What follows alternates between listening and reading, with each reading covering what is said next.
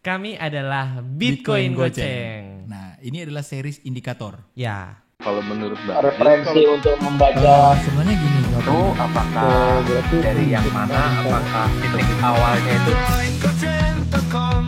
komunitas belajar bersama, penuh canda, penuh tawa, mari bergabung bersama. Together in knowledge, together in growth.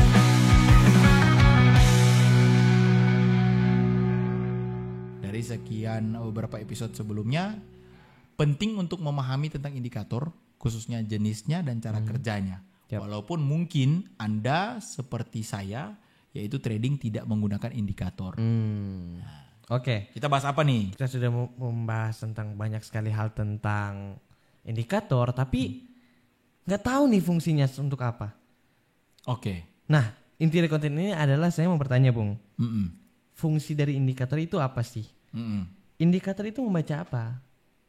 Fungsi utama akhirnya Iya, fungsi jatuhnya. utama jatuhnya. Karena kesimpulan dari semua yang kita bahas ada di konten kali konten ini. kali ini sebenarnya. Karena kalau misalnya nggak paham fungsinya, cuma tahu cara kerjanya, ngapain? Ngapain, betul. Iya kan? Cuma baca, nggak ada fungsinya. Karena fungsi dan cara kerja itu dua hal berbeda. Ya. Jadi dua hal berbeda ya.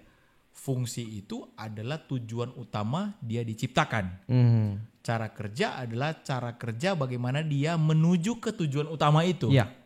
Oke. Jadi kalau misalnya contoh analogi ya, perbedaan fungsi dan cara kerja, misalnya gini nih. Fungsi AC ini ada mendinginkan ruangan. Iya. Cara kerjanya adalah dengan dia menghirup udara panas, dia menarik udara panas dan mengubah freon yang ada di dia dan merubah, jadi itu kan cara kerja. Iya. Oke. Fungsi kipas angin adalah mendinginkan kita juga. Iya. Misalnya kita kepanasan nih, pakai kipas angin, fungsinya adalah bikin dingin.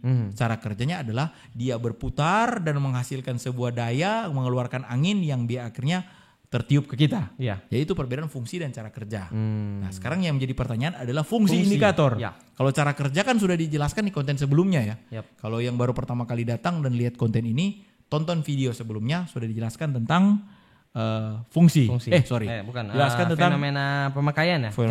cara pemakaiannya Ya. udah. Sekarang fungsinya. Fungsi Utama. Karena saya melihat begini, Bung. Nah, Dalam private community ada yang tiba-tiba mengirimkan satu capturean. Dia bilang RSI-nya, indikator RSI-nya udah menunjukkan seperti ini. Berarti dia overbought. Nah, itu emangnya dia membaca apa sih yang sebenarnya itu? Oke. Masa depan kah? Masa lalu kah? Oke, jadi begini. Fungsi utama indikator seperti di konten awal banget ini di shoot adalah alat bantu. Oke. Bukan membaca masa depan atau menunjukkan sekarang akan kemana. Atau bias paling banyak akan kemana. Bukan. Oke. Alat bantu kita, ini fungsi ya. Iya. Alat bantu kita untuk mempertimbangkan keputusan kita di masa depan nanti. Saya mau melakukan posisi buy di Bitcoin, Ya. atau saya mau tunggu dulu, atau saya melakukan penjualan menggunakan indikator sebagai alat bantu pertimbangan. Oke, salah satu alat bantu. Jadi fungsi utamanya adalah alat bantu mengambil keputusan. Fungsi utamanya. Bukan sebagai penebak masa depan. Nah, saya kasih contoh. Bukan Roy Kiyosaki nih. Hah? Roy Kiyosaki? Roy Kiyoshi. Roy Kiyosaki. Jadi Robert T. Kiyosaki gitu. Robert T. Kiyosaki, Roy. Jadi digabungan antara Roy Kiyoshi dan Robert T. Kiyosaki jadi Roy Kiyosaki ya itu. Waduh, nah, contoh nih, ini indikator saya buang dulu ya, ini Ichimoku nih sangat membingungkan ya. Oke, contoh kita pasang indikator RSI deh, Relative Strength Index. Nah, ini nih RSI. Rumah Sakit Indonesia ya. Waduh. Aduh. Nah, Oke. ya sampai 2 loh saya masukkan. Nah, contoh dia ini menentukan berarti ini udah titik kelebihan pembelian nih. Harganya cenderung akan turun, ya kan? Karena sudah terjadi overbought. Ya. Overbought. Nah, nanti pada saat dia turun, kelebihan nih penjualan nih, oversold nih. Karena harganya udah mau naik nih. Kayak gitu. Nah, ini alat bantu untuk kita mengukur. Tapi apakah pada saat dia sudah di bawah pasti naik atau pasti turun. Nah, tidak selalu begitu. Contohnya misalnya ini harganya sekarang sudah di sini, orang yang di sini nih. Oh, udah saat mau turun nih. Ini misalnya kalau orang futures ya. Iya. Diambil posisi sell. Mana ada kalau dia turun ini masih naik terus. Loss lah dia. Oke. Gitu ya. Loss lah dia, berpikir udah mau naik, ternyata enggak. Gitu. Nah, itu. Jadi indikator ini tidak serta-merta pasti benar, tapi membantu kita mengambil pertimbangan. Contoh rupa seperti sekarang. Marketnya sekarang ini lagi sideways nih, karena dia mau bilang kelebihan overbought, oversold belum ada nih. Nah, masih belum ada penentuannya. Jadi makanya dia sideways marketnya. Ditandakan dia ada di titik tengah sekarang, tidak overbought, tidak oversold. Nah, kayak gitu. Jadi alat bantu kita. Apa yang harus kita lakukan? Nah, tentunya kita melakukan analisa lain lagi. Ada di penjelasan di konten yang lain. Tapi fungsi utama indikator adalah sebagai alat bantu kita dalam mengambil keputusan. Saya ulang-ulang ya, alat bantu. Bukan menjadi peramal masa depan.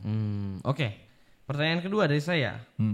Itu kan tadi sudah terlihat ya, itu kan berbicara soal alat bantu dan juga dia nggak selalu menentukan sesuai dengan apa yang ada di indikator. Ya, bisa jadi salah gitu. Bisa jadi salah. Apa bisa lebih profit dari menggunakan itu? Tadi kan nggak sesuai nih, loss dong. Berarti pertanyaannya seandainya tadi nih gambarnya kayak tadi nih. Saya buka chartnya ya. Misalnya tadi nih orang yang misalnya di futures nih contoh ya. Karena ini kan saya nggak punya contoh yang lain ya. Contohnya yang di sini ya katakanlah ini ya. Gitu. Nah ini ya, ini aja ya kayak tadi. Misalnya ini harusnya di area ini orang sudah karena sudah over nih, overbought nih, ini berarti harganya akan cenderung turun nih. Kalau orang di futures atau orang di over the counter dia sudah mengambil posisi sell nih. Tapi salah. Nyatanya malah naik. Iya, malah naik, malah tidak menguntungkan. Yang harusnya lebih profit gitu. Nah, pertanyaan utama adalah apa bisa lebih profit? Nah, saya akan menjawab dengan sebuah jawaban yang sangat objektif. Apa tuh? Yaitu semua orang kalau mau dikatakan lebih profit bukan dari indikator. Karena indikator sebagai alat bantu. Bagaimana dia bisa lebih profit adalah satu, dia memahami market itu secara holistik. Spektrum yang lebih luas. Dia memahami pergerakannya. Dia tahu news apa yang bisa mempengaruhi dia. Bagaimana bisa dia tahu news kalau dia nggak mempelajari fundamental dasar. Kayak seberapa kali saya jelaskan bahwa kripto ini punya fungsi, punya jenis, punya jaringan, punya dia hal-hal yang membackup dia. Jadi kita bisa tahu elemen-elemen apa yang bisa mendorong dia untuk naik. Tetapi apakah kita sudah dapat best price menggunakan indikator? Jadi kalau bilang lebih profit adalah dia harus belajar lebih banyak. Kalau orang masuk di private community jangan ragu-ragu untuk bertanya ke saya. Kalau orang yang masuk dalam private community. Jadi dia belajar lebih banyak dengan pada saat bergabung di private community dan berdiskusi dengan anggota member yang lain atau berdiskusi dengan saya. Itu yang akan membuat dia lebih profit. Tapi kalau lebih banyak menggunakan indikatornya semakin banyak, apakah ada jaminan lebih profit? Tentu tidak dong. Karena dia hanya memperbanyak alat bantu. Bukan memperbanyak kemungkinan dan literasi dia dalam mengambil keputusan. Paham. Nah terus itu kan tidak menentukan tuh. Karena indikator hanyalah alat bantu. Terus harus nggak sih kita menggunakan indikator? Apakah harus kita menggunakan indikator? Itu jawaban akan ada di masing-masing kalian. Dari diri sendiri. Ada orang yang lambat membaca sesuatu. Perlu alat bantu dong untuk dia baca. Betul nggak sih? Iya dong. Nah, kalau ada orang yang cepat membaca sesuatu, nggak perlu alat bantu.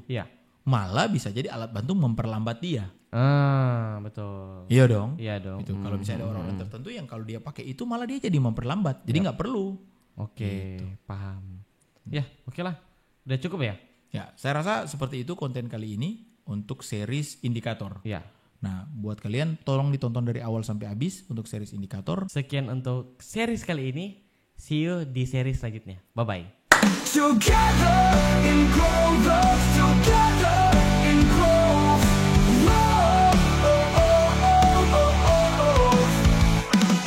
Together in growth, together in growth.